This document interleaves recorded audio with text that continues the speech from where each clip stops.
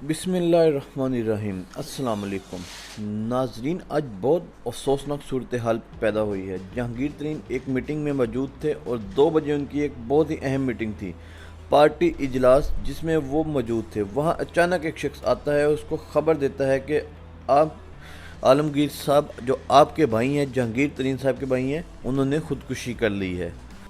जहांगीर तरीन साहब ने वहीं पर अपने तमाम चीज़ें छोड़कर फ़ौरन से ही गुलबर्ग के लिए निकल गए, जहां पर आलमगीर साहब की रिहाइश थी। गुलबर्ग में सदीक ट्रीट सेंटर के पास ही उनके भाई की रिहाइश थी। बताया जा रहा है कि आलमगीर खान ने अपनी ही पिस्टल से खुद को गोली मार ली और अपनी ही जान ले ली।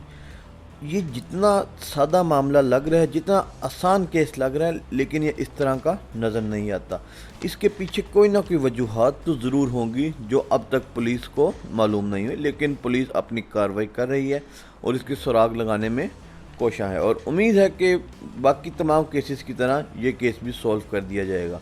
मगर आपको बताते चलें कि जहांगीर तरीन के भाई आलम तरीन भी एक बड़े बिजनेसमैन थे, एक कामयाब बिजनेसमैन थे। किसी किस्म का उनका कोई लड़ाई झगड़ा नहीं था, किसी किस्म के कोई मसाइल नहीं थे।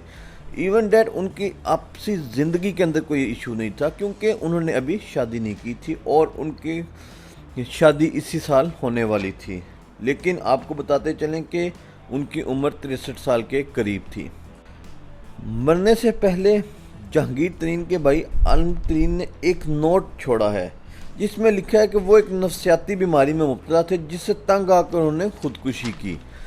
अब मामला यहाँ पे थोड़ा सा पेचीदा होता है। अब देखना यह है कि क्या वो नोट उन्होंने खुद लिखा है, क्या वो गोली उन्होंने अपने आप को खुद मारी है, या इसके पीछे भी कोई वजूहात है और उनका कत्ल किया गया है। अब ये तमाम शवाहिद, ये तमाम चीज़ें, ये तमाम मामला पुलिस देखेगी और उसके ऊपर मुकम्मल कार्रवाई करेगी और उसके बाद कोई एक ख़त्मी ऐलान किया जाएगा कि आया ये खुदकुशी है या फिर कत्ल। क्योंकि बज़ाहिर तो उनकी फैमिली में, उनके घरेलू मामलात में किसी किस्म की कोई लड़ाई झगड़ा, कोई पेचीदगी नहीं थी, किसी किस्म के कोई मामलात नहीं थे, कोई कब्ज़े का नहीं था, कोई लड़ाई झगड़ा नहीं था। तो ये इतना बड़ा इक़दाम क्यों किया गया?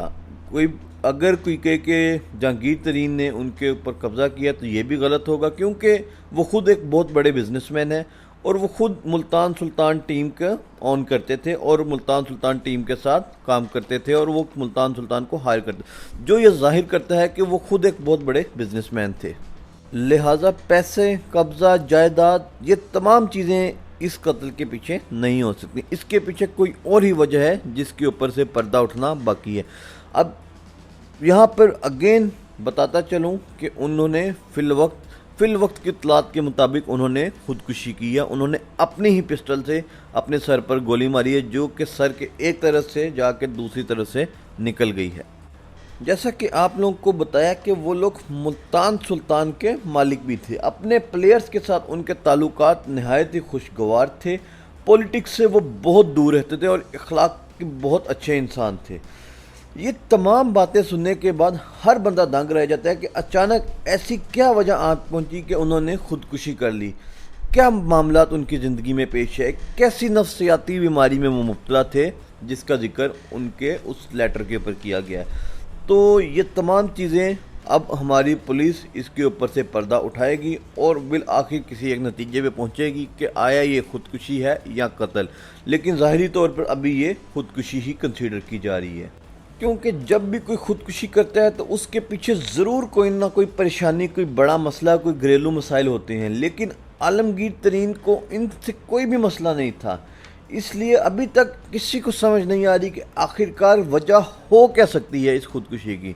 उन्होंने जो नोट लिख कर छोड़ा है, अब उससे पता चलेगा कि उन्होंने ही लिखा है या किसी और ने लिखा है।